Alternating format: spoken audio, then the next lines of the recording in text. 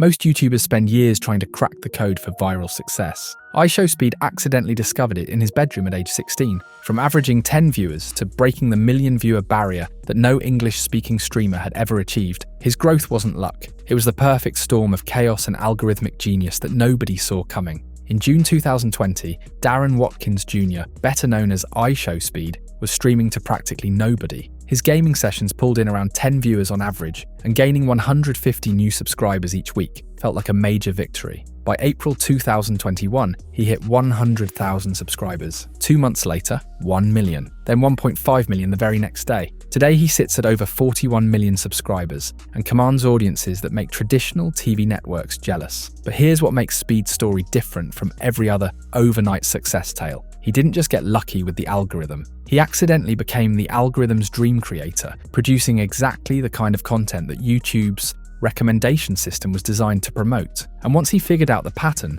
he doubled down on it in ways that completely changed how we think about viral content. Speed started like most gamers in 2017, streaming popular titles like Fortnite and NBA 2K from his bedroom in Ohio. Nothing about his setup screamed future superstar. His equipment was basic, his subscriber count was tiny, and his view numbers were the kind that most creators would find discouraging. But something was different about how Speed reacted to his games. Where other streamers tried to stay calm and collected, Speed was explosive. When he died in a game, he didn't just say, "Oh man," and move on. He would scream at his screen, bark like a dog, rage at his camera, and have complete meltdowns that lasted minutes. Most creators would edit out these moments, thinking they looked unprofessional. Speed left them in, and something magical started happening. Those chaotic outbursts began showing up as short clips on TikTok, and TikTok loved them. The platform's algorithm rewards content that makes people stop scrolling, and Speed's explosive reactions were perfect scroll stoppers. Users would watch these 15-second clips of him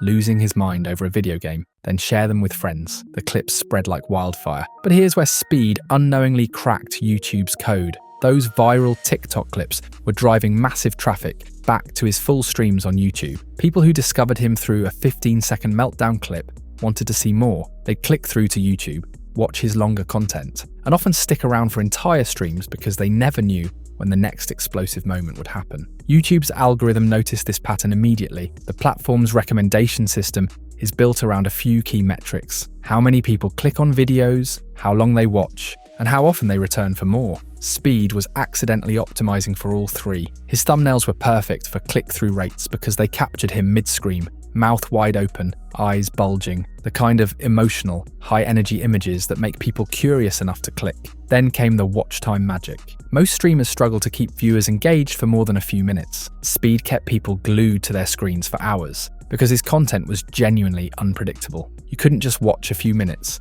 and assume you'd seen everything. He might be calm one moment, then absolutely lose it the next. Viewers stayed because they didn't want to miss the next explosion. The algorithm loved this. YouTube's system is designed to promote content that keeps people on the platform longer, and Speed was turning into a session time king. His streams became algorithmic goldmines because they checked every box that the recommendation system was looking for. As his gaming content took off, Speed made a move that would completely change his trajectory. He pivoted to football content, specifically becoming the world's most passionate Cristiano Ronaldo fan. This wasn't just switching topics, it was accidentally unlocking the global audience that no amount of gaming content could reach. American sports content has a ceiling. Even the biggest NFL or NBA creators max out at around the US population, plus some international fans. But football, that's 4 billion fans worldwide. When Speed started creating content around Ronaldo and football matches, he went from targeting hundreds of millions of potential viewers to targeting billions. His Ronaldo obsession became the perfect content engine. He turned his entire room into a shrine to the Portuguese superstar, wore his jerseys constantly, and defended him with the kind of passion that made for incredibly engaging content. Speed would get into heated debates about whether Ronaldo or Messi was the greatest player ever, and these arguments generated the same explosive energy that made his gaming content viral, but now with global appeal. The algorithm recognized this shift immediately. His football reaction videos started getting recommended to viewers across Europe, South America, Africa, and Asia, anywhere football was popular. His subscriber growth, which was already impressive, went into overdrive. He wasn't just an American gaming creator anymore, he was becoming a global, entertainment phenomenon. Quick pause. If you're enjoying this breakdown, please hit subscribe so I can bring you more analysis like these. Now let's get back to Speed. Speed's next breakthrough came when he took his content out of the bedroom and into the real world. His IRL travel streams proved that his algorithmic optimization worked across cultures and languages. Starting with trips across Europe, then Southeast Asia,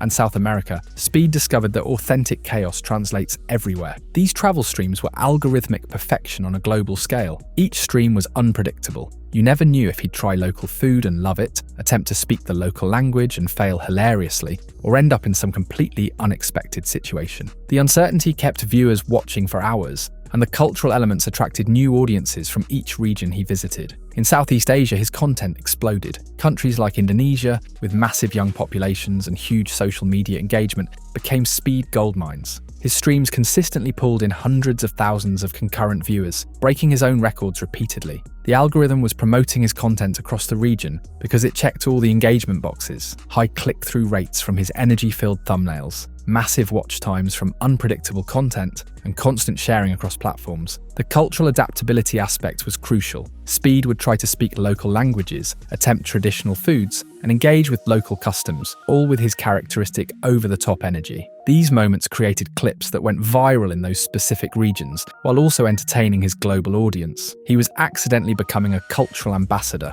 but one who kept the algorithm happy through pure entertainment value. What made this strategy brilliant was how it fed the recommendation system. Each region he visited would create locally viral clips that the algorithm would then promote to similar demographics worldwide. A clip of Speed trying street food in Thailand might go viral among young viewers in Indonesia, the Philippines, and Malaysia, creating a domino effect of algorithmic promotion across the entire region. His music releases followed the same pattern. Songs like Shake and World Cup weren't just random side projects, they were algorithmic fuel. Music content performs incredibly well on YouTube, and Speed's songs generated millions of views while keeping his audience engaged between streaming schedules. The algorithm treated these as fresh content that justified promoting his other videos to wider audiences. Then came the moment that proved Speed had truly mastered the platform: his Indonesia stream that pulled over 1 million concurrent viewers. This wasn't just a big number, it was a milestone that no English-speaking streamer had ever achieved for a live broadcast. The achievement proved that his algorithmic optimization had reached a global scale that most creators only dream about. That million-viewer stream represented the perfect storm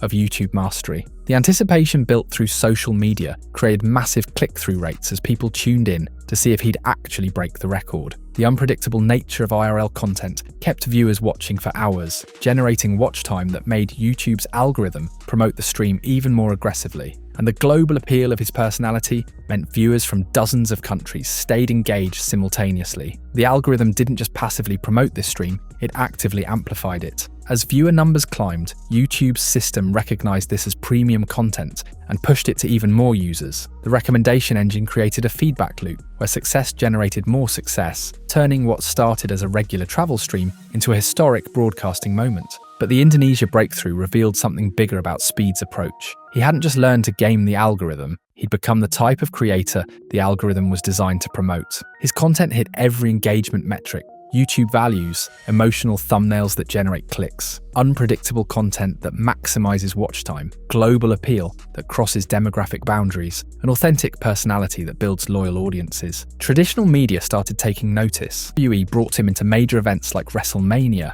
where his appearance generated some of the most watched clips in the company's Instagram history. The NFL invited him to events, with his stream outpulling their official league streams. These weren't just cameos, they were strategic partnerships with someone who had proven he could generate massive, engaged audiences. Speed's monetization followed the same algorithmic intelligence. His YouTube AdSense estimation alone is between $4 to $7 million annually, but that's just the foundation. Sponsorship deals command six-figure sums because brands know his audience engagement rates are incredibly high. His merchandise sells out quickly because his fans are genuinely invested, not just casual viewers. His music career generates passive income through royalties while creating more content for the algorithm to promote. The creator economy implications are massive. Speed proved that authentic, high-energy content will always outperform polished, safe content in the algorithmic landscape. His success demonstrates that understanding platform mechanics matters more than production budgets or traditional media experience. He showed that global appeal comes from universal emotions and experiences, not just content topics. Other creators are desperately trying to replicate his formula, but most miss the key element. Speed's chaos isn't manufactured. His explosive reactions are genuine. His passion for football is real, and his cultural curiosity during travels is authentic. The algorithm rewards genuine engagement, and viewers can tell the difference between authentic and performed energy. Speed's journey from 10 viewers to 41 million subscribers reveals the new rules of digital fame. Success comes from understanding that platforms like YouTube aren't just video hosts, they're recommendation engines that reward creators who produce content their systems want to promote. Speed accidentally became the perfect creator for YouTube's algorithm, then consciously doubled down on what worked. His growth pattern shows that the old entertainment industry playbook is obsolete. You don't need a production company, a talent agent, or a media deal to reach global audiences. You need to understand how algorithmic promotion works, create content that optimizes for platform metrics, and maintain the authentic energy that turns casual viewers into loyal fans. The algorithm didn't make Speed successful. It amplified the success he created through intuitive content strategy. His chaotic energy, global content choices, and consistent authenticity provided the raw material. YouTube's recommendation system just recognized quality engagement and promoted it accordingly. Speed's story proves that in the modern creator economy, platform mastery beats traditional media experience. Understanding how algorithms evaluate and promote content is the new fundamental skill for anyone serious about building an audience. His accidental optimization became conscious strategy, and that strategy rewrote the rules for how global entertainment careers are built. Speed didn't just crack YouTube's code, he became the code. Well, I hope you enjoyed that video. Please do consider subscribing to the channel if you found value in this. Oh, and YouTube thinks you will like this video. Do watch it before you leave.